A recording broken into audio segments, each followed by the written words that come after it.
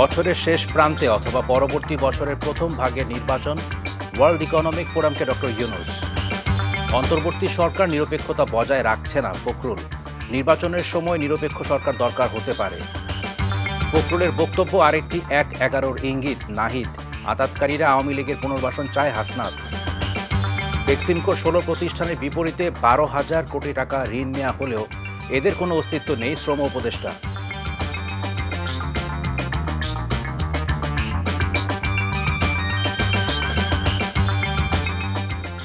আসসালামু আলাইকুম, নজরুল ইসলাম বাবু স্বাগত জানাচ্ছি এনটিভির মধ্যরাতের খবরে। ক্রাউন সিমেন্ট শিরোনাম দেখছিলেন, এবার পুরো খবর। প্রধান উপদেষ্টা অধ্যাপক ডক্টর মোহাম্মদ ইউনূস বলেছেন, বিচার ব্যবস্থাকে অস্ত্র হিসেবে ব্যবহার করে গত ১৫ বছরে ভুয়া বিচারের নামে অনেকের ফাঁসি ও জেল দেওয়া হয়েছে, গুম করা হয়েছে হাজার হাজার মানুষ। ওয়ার্ল্ড ইকোনমিক ফোরামের বিশেষ অধিবেশনে তিনি আবারও জানান, রাজনৈতিক দলগুলোর ঐক্যমতের ভিত্তিতে সংস্কার সাপেক্ষে আগামী নির্বাচন হবে এ বছরের শেষে অথবা আগামী বছরের প্রথম ৬ মাসের মধ্যে। সুইজারল্যান্ডের দাভোসে ওয়ার্ল্ড ইকোনমিক ফোরামের বার্ষিক সভার সাইডলাইনে নানা কর্মসূচিতে ব্যস্ত সময় কাটিয়েছেন প্রধান উপদেষ্টা। আরও জানাচ্ছেন মুকসিমুল হাসান। ওয়ার্ল্ড ইকোনমিক ফোরামের বিশেষ অধিবেশনে সংস্থাটির চেয়ারম্যান অধ্যাপক ক্লাউস শোয়েবের সাথে বাংলাদেশ এবং আন্তর্জাতিক নানা বিষয় নিয়ে কথা বলেন শান্তিতে নোবেলজয়ী অর্থনীতিবিদ, অন্তর্বর্তীকালীন সরকারের প্রধান উপদেষ্টা অধ্যাপক ডক্টর মোহাম্মদ ইউনূস। সরকার প্রধান হিসেবে তার দায়িত্ব নেওয়ার প্রেক্ষাপট তুলে ধরে তিনি বলেন, শিক্ষার্থীদের রক্ত ভেজা অভ্যুত্থানে সৃষ্ট জন আকাঙ্ক্ষা পূরণে নতুন বাংলাদেশ গড়ে তুলতে তিনি এবং তার সরকার প্রতিশ্রুতিবদ্ধ। We will have to build a new Bangladesh. They don't have to see anything connected with the old Bangladesh. So that's a big task for us. How do you define that new Bangladesh? How do you start that new Bangladesh? And we are committed to create that new Bangladesh. So case by case, you have to restore discipline of the government. আগামী জাতীয় সংসদ নির্বাচন কবে হতে পারে এমন প্রশ্নের জবাবে তিনি জানান, রাজনৈতিক ঐক্যমতের ভিত্তিতে এবছরের শেষ কিংবা আগামী বছরের প্রথম ৬ মাসে হবে আগামী জাতীয় নির্বাচন। On that basis of July Charter, we start taking action, including the election. What kind of election? Because unless we know what kind of election people want, we can't go into election. So we are waiting to hold the election. Now that the election report is coming up, we have targeted end of this year the election to take place. If we go in a short reform agenda, quick reform agenda. If people say, no, we need a longer list of agenda reform, then we need another 6 months. So now people have to decide in the process whether they will go to the short agenda or the long agenda. Long agenda will need middle of 2026, next year. Short agenda will have it at the end of this year, 2025. That's the election procedure. এ সময় প্রধান উপদেষ্টা বলেন, গত ১৫ বছরে হাজার হাজার কোটি টাকা বিদেশে পাচার করেছে বিগত আওয়ামী লীগ সরকার। বিচারের নামে ফাঁসি দিয়ে মানুষ হত্যা করা হয়েছে, গুম করা হয়েছে আরও কয়েক হাজার মানুষ। Judiciary became a weapon in the hands of the government. They punish you, they hang you, not only punish you, they hang you. And many people were hanged during that period in the name of the justice. It's a fake justice. It was decided she should be hanged. She was hanged. Many people disappeared. Thousands of people disappeared. People don't know where they are. When the uprising came, we're looking forward to see where they went. Some we found in a little space, lived for 7 years, 8 years, 10 years. No, they don't know whether it's a day or night. It's a dark room. They're fed. They just touch the food. That's about they know. সম্মেলনের ফাঁকে প্রধান উপদেষ্টার সাথে সাক্ষাৎ করেন জাতিসংঘের মানবাধিকার বিষয়ক হাইকমিশনার ভলকার তুর্ক। গত বছরের জুলাই আগস্টের আন্দোলন দমনে সংগঠিত অপরাধ তদন্তে জাতিসংঘের ফ্যাক্ট ফাইন্ডিং মিশনের প্রতিবেদন তৈরির কাজ চূড়ান্ত পর্যায়ে উল্লেখ করে প্রধান উপদেষ্টাকে ভলকার তুর্ক জানান, মধ্য ফেব্রুয়ারির মধ্যে প্রকাশ করা হবে। পরে আরেক বৈঠকে ফেসবুকের মূল কোম্পানি মেটা প্ল্যাটফর্মস ইনকর্পোরেটেডের global affairs president sir Nick Clegg অন্তর্বর্তী সরকারের প্রধান উপদেষ্টা অধ্যাপক মোহাম্মদ ইউনূসের সঙ্গে সাক্ষাৎ করেন। সফরের এদিনে প্রধান উপদেষ্টা অধ্যাপক ইউনূসের সঙ্গে বৈঠক করেছেন মানবাধিকার সংস্থা অ্যামনেস্টি ইন্টারন্যাশনালের মহাসচিব অ্যাগনেস কালামার্ড। এছাড়া আরও বেশ কয়েকটি কোম্পানি এবং সংস্থার শীর্ষ কর্তা ব্যক্তিদের সঙ্গে বৈঠক করেছেন অধ্যাপক ইউনূস। Muksimul Hasan, NTV news, Dhaka. অন্তর্বর্তী সরকার বেশ কিছু বিষয়ে নিরপেক্ষতা পালন করতে পারছে না বলে মন্তব্য করেছেন বিএনপি মহাসচিব মির্জা ফখরুল ইসলাম আলমগীর। এই অবস্থা বিরাজমান থাকলে নির্বাচনের সময় নিরপেক্ষ সরকার প্রয়োজন হতে পারে বলেও জানিয়েছেন তিনি। নির্বাচনে দেরি হলে ফ্যাসিবাদী শক্তি আবারও শক্তিশালী হবে বলেও মনে করেন তিনি। বিস্তারিত ইফতেখার রেজার রিপোর্টে। জাতীয় প্রেস ক্লাবে ৬৯-এর গণ অভ্যুত্থানের মহানায়ক শহীদ আসাদের ৫৬তম শাহাদাত বার্ষিকী উপলক্ষে আয়োজন করা হয় আলোচনা সভা। সভায় অংশগ্রহণ করে বিএনপির মহাসচিব বলেন, অন্তর্বর্তী সরকার বেশ কিছু বিষয়ে নিরপেক্ষতা পালন করতে ব্যর্থ হচ্ছে। সরকারের নিরপেক্ষতা না থাকলে নির্বাচনের সময় নিরপেক্ষ সরকার প্রয়োজন হতে পারে। অন্তর্বর্তীকালীন সরকার যদি নিরপেক্ষ না থাকে তাহলে একটা নিরপেক্ষ সরকার দরকার হবে নির্বাচনের সময়। আমি কথাটা বলেছি, কারণ আছে। কারণ আমরা দেখছি যে বেশ কিছু বিষয়ে অন্তর্বর্তীকালীন সরকার নিরপেক্ষতা পালন করতে পারছেন না। এমন পরিস্থিতিতে দ্রুত নির্বাচন না দিলে অনেক ফ্যাসিবাদী শক্তির মাথাচাড়া দিয়ে ওঠার আশঙ্কা থাকে। জোর করে যদি সেই বিষয়টাকে আপনার একটু বিতর্কিত করে ফেলা হয় তাহলে জনগণ আবার তাদের সেই অধিকার থেকে বঞ্চিত হবে। এবং আমাদের যে অভিজ্ঞতা, সেই অভিজ্ঞতা আমরা দেখেছি যে এই ধরনের নির্বাচন যদি দ্রুত না হয়, সময় ক্ষেপণ করা হয়, তাহলে সেখানে অন্যান্য শক্তিগুলো মাথা চাড়া দিয়ে উঠতে থাকে। আলোচনা সভায় বক্তারা বলেন, গণ অভ্যুত্থানে অংশীজনের সাথে দূরত্ব সৃষ্টি হলে ইতিহাসে দায় মুক্তি পাবে না অন্তর্বর্তীকালীন সরকার। দেশের ক্রান্তিকালে বিভিন্ন সময়ে যারা অবদান রেখেছে তাদেরকে আমাদের স্মরণ রাখতে হবে। মানুষের আকাঙ্ক্ষা যেটা, সেটা আজকে রাজনৈতিক নেতৃত্বকে ধারণ করা দরকার। এইটা ধারণ করার উপরেই আপনি ইতিহাসের মানুষের মুক্তির যে কাফেলা তার অংশীদার হবেন, আর না হয় ইতিহাস আপনাকে ক্ষমা করবে না। এদিকে জাতীয় প্রেস ক্লাবের সামনে এক প্রতিবাদ সভায় বিএনপি চেয়ারপারসনের উপদেষ্টা জয়নাল আবেদিন ফারুক কথা বলেন জাতীয় নাগরিক কমিটির আহ্বায়কের দেয়া জিয়াবাদ মুজিববাদ তত্ত্ব নিয়ে। যে জিয়া বাংলাদেশে গণতন্ত্র ফেরত দিয়েছে, যে জিয়া বাংলাদেশের স্বাধীনতা ঘোষণা করেছে, সেই জিয়াকে নিয়ে, জিয়াবাদকে নিয়ে দয়া করে কোনো কটূক্তি না করাই ভালো। Iftekhar Reza, NTV news, Dhaka. বিএনপির মহাসচিব মির্জা ফখরুল ইসলাম আলমগীরের নিরপেক্ষ সরকারের দাবি মূলত আরেকটি ১/১১ সরকার গঠনের ইঙ্গিত বহন করে বলে মন্তব্য করেছেন অন্তর্বর্তী সরকারের তথ্য উপদেষ্টা নাহিদ ইসলাম। অন্যদিকে সরকারের কাজে রাজনৈতিক দলের হস্তক্ষেপ করা অনুচিত বলে মন্তব্য করেছেন স্থানীয় সরকার উপদেষ্টা আসিফ মাহমুদ। এছাড়া রাজনীতিতে আতাতকারীরা আওয়ামী লীগের পুনর্বাসন চাচ্ছে বলে মন্তব্য করেছেন বৈষম্য বিরোধী ছাত্র আন্দোলনের সমন্বয়ক হাসনাত আবদুল্লাহ। বৃহস্পতিবার আলাদা ফেসবুক স্ট্যাটাসে এমন মন্তব্য করেন তারা। বিএনপিকে ইঙ্গিত করেই তাদের এমন স্ট্যাটাস বলে ধারণা করা হচ্ছে। নাহিদ ইসলাম বলেন, বিএনপি কয়েকদিন আগে -2 আলোচনা করলেও এখন ক্ষমতায় যাওয়ার পথ সুগম করার জন্য নিরপেক্ষ সরকারের নামে আরেকটি ১/১১ সরকারের প্রস্তাব করছে। এ ধরনের পরিকল্পনা গণতন্ত্র ও জাতীয় স্বার্থের বিরুদ্ধে যাবে এবং ছাত্র জনতা কোনোভাবেই এটা মেনে নেবে না। এটা বিএনপির বিরুদ্ধেও ষড়যন্ত্র। দীর্ঘ ১৬ বছর পর কারাগার থেকে মুক্তি পেলেন বিডিআর বিদ্রোহের ঘটনায় বিস্ফোরক মামলায় জামিন পাওয়া বিডিআর সদস্যরা। ঢাকার কেরানীগঞ্জে কেন্দ্রীয় কারাগার ও গাজীপুরের কাশিমপুর কারাগার থেকে মোট ১৬৮ জন বিডিআর সদস্য মুক্তি পেয়েছেন। কারা ফটকে তাদের স্বাগত জানান স্বজনরা। এ সময় আবেগঘন পরিবেশের সৃষ্টি হয়। গাজীপুর প্রতিনিধি নাসির আহমেদকে সাথে নিয়ে নূর হোসেনের রিপোর্ট। কেরানীগঞ্জের ঢাকা কেন্দ্রীয় কারাগারের ফটকে সদ্য মুক্তি পাওয়া বাবাকে জড়িয়ে মালিহার এই কান্না আনন্দের। ৩ মাস বয়সে মালিহাকে রেখে পিলখানা হত্যাকাণ্ডের ঘটনায় কারাগারে যান বিডিআরের এই সদস্য। জ্ঞান হওয়ার পর থেকেই বাবার আদর থেকে বঞ্চিত ছিলেন মালিহা, তাই বাবার ছোঁয়া পেয়ে কান্না ধরে রাখতে পারেননি তিনি। আমি কোনো অপরাধ করি নাই, আমি ইনশাল্লাহ আমি ভালোভাবে সুস্থভাবে আমি নির্দোষ হয়ে আমি বাড়ি ফিরবো, কিন্তু সেই সুযোগটা হয় নাই। মালিহার মতোই আবেগ আপ্লুত ছিলেন বিস্ফোরক আইনের মামলায় জামিন পেয়ে মুক্তি পাওয়া বিডিআর সদস্যের পরিবারের সদস্যরা। খুব আনন্দ, আল্লাহর কাছে লাখ শুকরিয়া, দেশের মানুষের কাছে। কথা ভেবে বলতে পারতেছি না, কথা বলার ভাষা এক প্রকারে হারিয়ে ফেলছি। 16 বছর অপেক্ষা আজকে মানে বাস্তবে পরিণত হয়েছে, এতদিন মনে করছি স্বপ্ন। গাজীপুরের কাশিমপুর কারাগারের ফটকের সামনেও ছিল একই চিত্র। মুক্তি পাওয়া বিডিআর সদস্যদের বরণ করতে ফটকের সামনে ছিল স্বজনদের ভিড়। আমার পরিবারের সাথে অনেক কিছু হারাই ফেলছি, আমার বাবা হারাচ্ছি, মাকে হারাচ্ছি।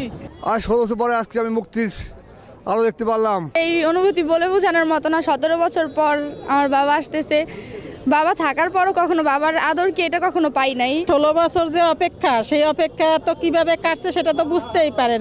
অপেক্ষা তো আর যায় না, দিন তো শেষ হয়ই না। আমাদের এত আনন্দ মানে বলে প্রকাশ করা যাব না। ঢাকার বিশেষ ট্রাইব্যুনাল থেকে জামিন পাওয়ায় কেরানীগঞ্জ কেন্দ্রীয় কারাগার থেকে 41 জন, কাশিমপুর 1 কারাগার থেকে 26 জন, কাশিমপুর 2 কারাগার থেকে 89 জন, কাশিমপুর হাই সিকিউরিটি থেকে 12 জন সহ মোট 168 জনকে মুক্তি দেওয়া হয়েছে। তাদের অভিযোগ, বিনা অপরাধে এতদিন তাদেরকে বন্দি রাখা হয়েছে। জীবন শেষ হয়ে গেছে, মানে যেটা ক্ষতি হয়েছে এটা কোনো কিছু পোষানোর মতো না। ছোট বোনটাকে রেখে আসছিলাম ক্লাস 2-তে, তার মেয়ে এখন ক্লাস 1-এ পড়ে। মুক্তি পাওয়ায় গণ অভ্যুত্থানে নেতৃত্ব দেওয়া বিপ্লবীদের ধন্যবাদ দেন মুক্তি পাওয়া বিডিআর সদস্যরা। দাবি জানান দ্রুত চাকরিতে পুনর্বহালের। ধন্যবাদ জানাচ্ছি এবং সেই সাথে কৃতজ্ঞতা প্রকাশ করতেছি, তারা যেন আমাদের এই বিডিআর ভাইদের ন্যায় বিচার প্রতিষ্ঠা করে এবং তাদেরকে পুনর্বহাল করে। 16 বছরের বন্দি জীবন শেষে মুক্ত বাতাসে বিডিআরের বেশ কয়েকজন সদস্য। তাদের দাবি, বিনা অপরাধে এতগুলো বছর তাদেরকে কারাগারে কাটাতে হয়েছে। অন্তর্বর্তীকালীন সরকারের কাছে তাদের আবেদন, পিলখানা হত্যাকাণ্ডের প্রকৃত দোষীদের বিচার নিশ্চিত করে বিডিআরকে কলঙ্কমুক্ত করা। নূর হোসেন, এনটিভি নিউজ, কেরানীগঞ্জ, ঢাকা। বাংলাদেশ ব্যাংকের রিজার্ভ চুরির ঘটনা নিয়ে সিআইডি নিয়ম বহির্ভূত তদন্ত করেছে, এমন মন্তব্য করে দুদক মহাপরিচালক বলেছেন এ নিয়ে তদন্তের এখতিয়ার শুধুমাত্র দুর্নীতি দমন কমিশনের। ইতিমধ্যে দুদকের পক্ষ থেকে রিজার্ভ চুরির ঘটনায় তদন্ত করতে সিআইডিকে অবহিত করা হয়েছে। অন্যদিকে ক্ষমতার অপব্যবহার করে শত কোটি টাকার অবৈধ সম্পদ অর্জনের অভিযোগে এনটিএমসির সাবেক মহাপরিচালক জেলে থাকা মেজর জেনারেল জিয়াউল আহসান ও তার স্ত্রীর বিরুদ্ধে মামলা করেছে দুদক। শফি মাহমুদ সাগরের রিপোর্ট। 2016 সালের 4 ফেব্রুয়ারি দেশের কেন্দ্রীয় ব্যাংক বাংলাদেশ ব্যাংকের রিজার্ভ থেকে হ্যাকিংয়ের মাধ্যমে হাতিয়ে নেওয়া হয় 10 কোটি 10 লাখ মার্কিন ডলার, যা বাংলাদেশি মুদ্রায় প্রায় 810 কোটি টাকা। কেন্দ্রীয় ব্যাংকের ইতিহাসে সবচেয়ে বড় এই চুরির ঘটনা আলোড়ন তুলেছিল সারা বিশ্বে। ঘটনার 39 দিন পর মতিঝিল থানায় মামলা দায়ের করে ব্যাংক কর্তৃপক্ষ। এখন পর্যন্ত উদ্ধার হয়েছে মাত্র 3 কোটি 50 লাখ ডলার। তদন্তের দায়িত্ব পাওয়ার পর 9 বছরে 79 বার তদন্ত প্রতিবেদন জমার তারিখ পিছিয়েছে সিআইডি। ইতিমধ্যে সংস্থাটি রিজার্ভ চুরির ঘটনার সাথে বাংলাদেশ ব্যাংকের সাবেক গভর্নর আতিউর রহমান সহ 14 জনের সংশ্লিষ্টতা পেয়েছে। তবে সিআইডির তদন্ত করার কোনো এখতিয়ার নেই দাবি করে দুর্নীতি দমন কমিশনের মহাপরিচালক আক্তার হোসেন বলেন, তফসিলভুক্ত অপরাধ হওয়ায় এই ঘটনার তদন্তের অধিকার রয়েছে শুধুমাত্র দুদকের। আইন অনুযায়ী এই অপরাধ কেবলমাত্র দুর্নীতি দমন কমিশন আইন 2004 অনুযায়ী দুর্নীতি দমন কমিশন কর্তৃক তদন্তযোগ্য। এটা অন্য কোনো সংস্থা যদি করে থাকেন সেটা এখতিয়ার বহির্ভূতভাবে তারা যে কার্যক্রম পরিচালনা করেছেন। যেহেতু সিআইডি এই বিষয়ে ইতিপূর্বে তদন্ত শুরু করেছিলেন, প্রক্রিয়াগত এবং আইনানুগভাবে এটা ত্রুটিপূর্ণ ছিল, সেই বিষয়টা আমরা তুলে ধরে তাদের কাছে পত্র যোগাযোগ করা হয়েছে। ব্রিফিংয়ে দুদক মহাপরিচালক জানান, দুর্নীতির মাধ্যমে সম্পদ অর্জন করায় সাবেক সেনা কর্মকর্তা জিয়াউল আহসান এবং তার স্ত্রীর বিরুদ্ধে মামলা করা হয়েছে। তার স্ত্রী নুসরাত জাহানের সহযোগিতায় বিভিন্ন ব্যক্তি ও প্রতিষ্ঠানের নামে এই অস্বাভাবিক লেনদেন করায় দুজনের বিরুদ্ধে আজ একটি মামলার সিদ্ধান্ত গৃহীত হয়েছে। ফ্যাসিস্ট আওয়ামী সরকারের সময় গুম খুনের সাথে জড়িত থাকার অভিযোগ রয়েছে সাবেক সেনা কর্মকর্তা জিয়াউল আহসানের বিরুদ্ধে। শফি মাহমুদ সাগর, এনটিভি নিউজ, ঢাকা। শহীদ আবু সাইদের আত্মত্যাগের কথা স্মরণ করে জামাতে ইসলামীর আমির ডাক্তার শফিকুর রহমান বলেছেন, বৈষম্য বিরোধী আন্দোলনে জীবন উৎসর্গকারী শহীদদের স্বপ্ন বাস্তবায়ন না হওয়া পর্যন্ত লড়াই অব্যাহত থাকবে। বৃহস্পতিবার রাতে রংপুরে শহীদ আবু সাইদ চত্বরে এক পথসভায় তিনি কথা বলেন। সমাজ বিরোধী কোনো কাজ করবেন না, মেহেরবানি করে চাঁদাবাজি মেহেরবানি করে করবেন না। দখল বাণিজ্য করবেন না। আমরা শহীদদের রক্ত চুয়ে শপথ নিয়েছি, এই জঞ্জালগুলা সমাজ থেকে নিশ্চিহ্ন না হওয়া পর্যন্ত আমাদের লড়াই অব্যাহত থাকবে। আল্লাহ তাআলার বড় মেহেরবানি, আল্লাহ তাআলা আবু সাঈদের মা বাবার সামনে হাজির হয়ে আমাদেরকে সালাম দেওয়ার তৌফিক দিয়েছিলেন। এমন সন্তান সমস্ত মায়ের পেটে জন্ম নেয় না, প্রতি ঘরে প্রতি যুগেও হয় না, শতাব্দীতেও হয় না, সহস্রাব্দীতে এমন একটার মুখ দেখা কঠিন হয়।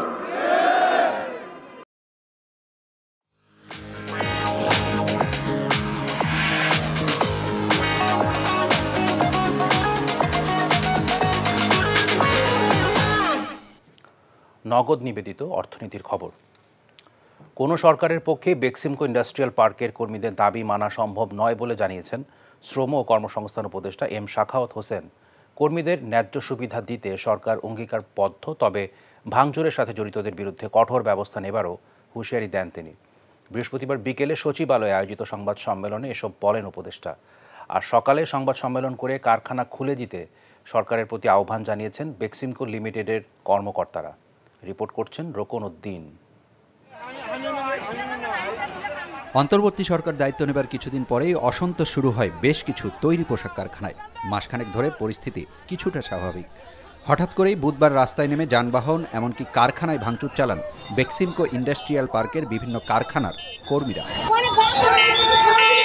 বৃহস্পতিবার সকালে রাজধানীর একটি মিলনায়তনে সংবাদ সম্মেলন করে কারখানা খুলে তাদের দায়িত্ব দিতে সরকারের প্রতি আহ্বান জানান বেক্সিমকোর কয়েকটি কারখানার কর্মকর্তারা। অবিলম্বে লে অফ প্রত্যাহার করে আমাদের কারখানা খুলে দিতে হবে। আর বিকেলে সচিবালয়ে সংবাদ সম্মেলন করে তাদের এমন আহ্বান নাকচ করে দেন শ্রম উপদেষ্টা। 5 মাস আগে কোথায় ছিল ওরা? যখন এটা শুরু হয়েছিল তখন তারা কেন আসলো না? বেতন দিতে পারেনি। যারা বেতন দিলে সরকার বেতন দিয়ে তাদেরকে রেখেছে ফর লাস্ট 5 মান্থস। বলেন গেল 5 মাস ধরে ব্যাংক ও অর্থ বিভাগের মাধ্যমে মাসে 50 কোটি টাকার ওপর কর্মীদের বেতন পরিশোধ করা হচ্ছে। হঠাৎ গতকালকে বা তার আগের দিন তারা সমাবেশ করে বলছে যে তাদের কাছে 3টা দাবি, এবং যেই দাবিগুলো আমার মনে হয় যে কোনো সরকারের পক্ষে মিটা সম্ভব নয়। যারা নেতৃত্ব দিচ্ছেন এটার টোটালি ইররেসপন্সিবল একটা কাজ করেছেন এবং দেশবাসীর জন্য একটা বড় সংকটের সৃষ্টি করতে যাচ্ছেন বা করছেন। আগেই বলে রাখি যে দিস উইল নট গো আনপানিশড যারা এই ভ্যান্ডালিজম করেছে। বেক্সিমকো ইন্ডাস্ট্রিয়াল পার্কে 32টি কারখানা থাকার কথা বলা হলেও 16টির অস্তিত্ব নেই বলে জানানো হয় সংবাদ সম্মেলনে। কিন্তু এর বিপরীতে নেওয়া হয়েছে 40,000 কোটি টাকারও বেশি ঋণ। 16টি ফ্যাক্টরি যার অস্তিত্ব নেই তার বিপরীতে 12,000 কোটি টাকা ঋণ গ্রহণ করা হয়েছে। বেক্সিমকো লিমিটেডের মোট ব্যাংক ঋণ আজকে প্রায় 40,000 কোটি টাকারও বেশি। ম্যানেজমেন্ট অর্থাৎ মালিকরা এই অর্থ কোথায় নিয়ে গেছেন এটা আমরা এখনো বলতে পারবো না, বাট এই টাকা মনে করা হয় যে দেশের মধ্যে নেই, থাকলে হয়তো আমরা জানতে পারতাম। কর্মীদের কথা মাথায় রেখেই সরকার কারখানাগুলো চালু রাখার সর্বোচ্চ চেষ্টা করছে বলে জানান বাণিজ্য উপদেষ্টা। বলেন এখনও প্রতিষ্ঠানটির 7,500 কোটি টাকার চলতি সম্পদ আছে। এই মুহূর্তে 7,500 কোটি টাকার চলতি সম্পদ আছে। একটা প্রতিষ্ঠানে যদি 7,500 কোটি টাকার চলতি সম্পদ থাকে, তার 60 কোটি টাকা বেতন দেওয়া তো একটা সেকেন্ডের ব্যাপার। রোকন উদ্দিন, এনটিভি নিউজ, ঢাকা। 10 কবি ও লেখক পাচ্ছেন বাংলা একাডেমি সাহিত্য পুরস্কার 2024। বৃহস্পতিবার বাংলা একাডেমি থেকে প্রকাশিত এক সংবাদ বিজ্ঞপ্তিতে এ তথ্য জানানো হয়। এবার প্রবন্ধে পুরস্কার পাচ্ছেন অধ্যাপক ডক্টর সলিমুল্লাহ খান, কথা সাহিত্যে সেলিম মোর্শেদ, কবিতায় মাসুদ খান, শিশু সাহিত্যে ফারুক নওয়াজ এবং নাট্য সাহিত্যে পুরস্কার পাচ্ছেন বিশিষ্ট নাট্যকার সুভাষিস সিনহা। এছাড়া অনুবাদে পুরস্কার পাচ্ছেন GH হাবিব, গবেষণায় শাহজাহান মিয়া, বিজ্ঞানে রেজাউর রহমান, মুক্তিযুদ্ধে মোহাম্মদ হান্নান এবং ফোকলোরে বাংলা একাডেমি সাহিত্য পুরস্কারের জন্য মনোনীত হয়েছেন অধ্যাপক ডক্টর সৈয়দ জামিল আহমেদ। বিজ্ঞপ্তিতে আরও জানানো হয়, 1 ফেব্রুয়ারি অমর একুশে বইমেলার উদ্বোধনী অনুষ্ঠানে পুরস্কার প্রাপ্তদের হাতে আনুষ্ঠানিকভাবে পুরস্কার তুলে দিবেন অন্তর্বর্তীকালীন সরকারের প্রধান উপদেষ্টা ডক্টর মোহাম্মদ ইউনূস। বৈষম্য বিরোধী ছাত্র আন্দোলনে শিক্ষার্থী ও সাংবাদিকদের উপর হামলায় জড়িত থাকার অভিযোগে চট্টগ্রাম বিশ্ববিদ্যালয়ের 84 শিক্ষার্থীকে বিভিন্ন মেয়াদে বহিষ্কার করেছে কর্তৃপক্ষ। বিষয়টি নিশ্চিত করেছেন উপাচার্য অধ্যাপক ডক্টর কামাল উদ্দিন। তিনি জানান, প্রাথমিকভাবে যাদের বিষয়ে প্রমাণ পাওয়া গেছে তাদেরকে বহিষ্কার করা হয়েছে। ভুক্তভোগীদের অভিযোগ এবং ভিডিও ফুটেজ দেখে বিশ্ববিদ্যালয় প্রশাসন গঠিত কমিটি এ সিদ্ধান্ত নেয়।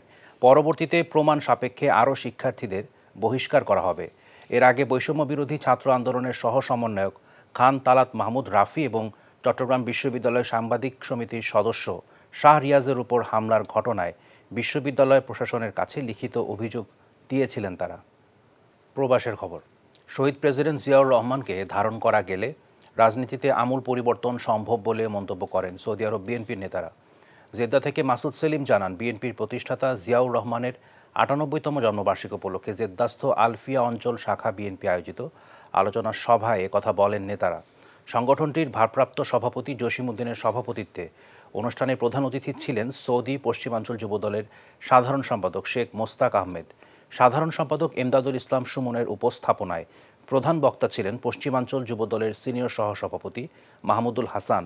বিশেষ অতিথি ছিলেন যুবদল নেতা সাখাওয়াত হোসেন, পশ্চিমাঞ্চল বিএনপি আহ্বায়ক কমিটির সদস্য মোহাম্মদ স্বপন, মুস্তাফিজুর রহমান শিবলু সহ অন্যরা।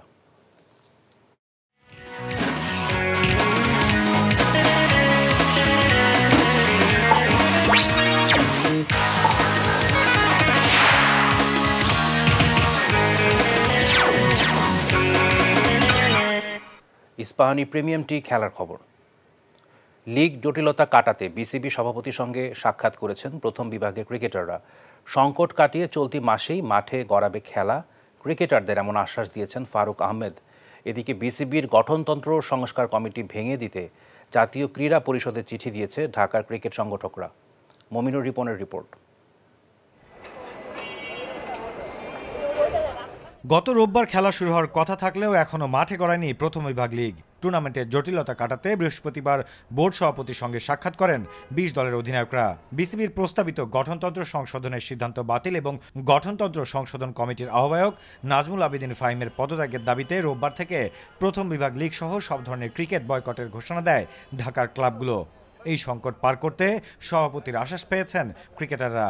প্রত্যেকটা ক্লাবই কিন্তু আমাদেরকে যার যার বাড়িতে চলে যাওয়ার জন্য বলছে, তো সেই ক্ষেত্রে কিন্তু আমরা এখন বাড়িতে চলে যাব, আমরা কি খেলতে পারবো কিনা, আমরা কি আবার মাঠে ফিরতে পারবো কিনা, আমরা প্রত্যেকটা প্লেয়ারে কিন্তু অনিশ্চিতের মধ্যেই আছি। প্রেসিডেন্ট আমাদেরকে যথেষ্ট উইনিংলি উনি আমাদেরকে টাইম দিছে এবং অনেকক্ষণ ওনাদের সাথে কথা হয়েছে। উনি জাস্ট একটা জিনিস ক্লিয়ার করছে যে কোনো ডাউট নাই ক্রিকেট লিগ হবে, এখানে কোনো কম্প্রোমাইজ নাই, তোমরা ক্রিকেট লিগ পাবা, কোনো প্রবলেম নাই। হয়তো একটু ১৯-২০ হচ্ছে ডেটের, বাট ওনার কথা হচ্ছে যে এই মাসের ভিতরেই উনি ঢাকা ফার্স্ট ডিভিশন ক্রিকেট মাঠে গড়াবে।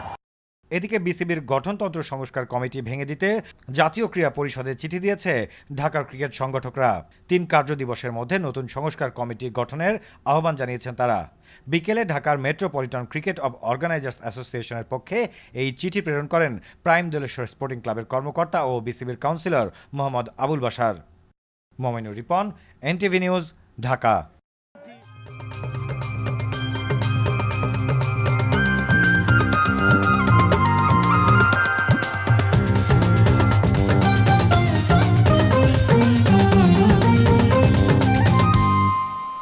সংস্কৃতির খবর। রবীন্দ্র সাহিত্যের চর্চার মাধ্যমে প্রগতিশীল চিন্তার বিকাশ ঘটাতে শুরু হয়েছে জাতীয় রবীন্দ্রসঙ্গীত সম্মিলন পরিষদের ৪৩তম বার্ষিক অধিবেশন। বৃহস্পতিবার বিকেলে রাজধানী ধানমন্ডির ছায়ানটে সম্মেলনটি আয়োজন করে জাতীয় রবীন্দ্রসঙ্গীত সম্মিলন পরিষদ। ৩ দিনব্যাপী এই আয়োজনে অংশ নিয়েছেন দেশের ৫ শতাধিক শিল্পী, সংস্কৃতিকর্মী ও সংগঠক। সম্মেলনটি উদ্বোধন করেন শিল্পী ফাহমিদা খাতুন। সম্মেলনের মাধ্যমে সকলে আরও ভালোভাবে রবীন্দ্রনাথকে চিনতে ও জানতে পারবে বলে আশা প্রকাশ করেন বক্তারা। বর্তমানে জাতীয় রবীন্দ্রসঙ্গীত সম্মিলন পরিষদের সক্রিয় শাখা রয়েছে ৮২টি। সকাল ৯:৩০ থেকে শুরু হয়ে প্রতিদিন বিকেল পর্যন্ত চলবে এই আয়োজন। আয়োজন শেষ হবে আগামী ২৫ জানুয়ারি।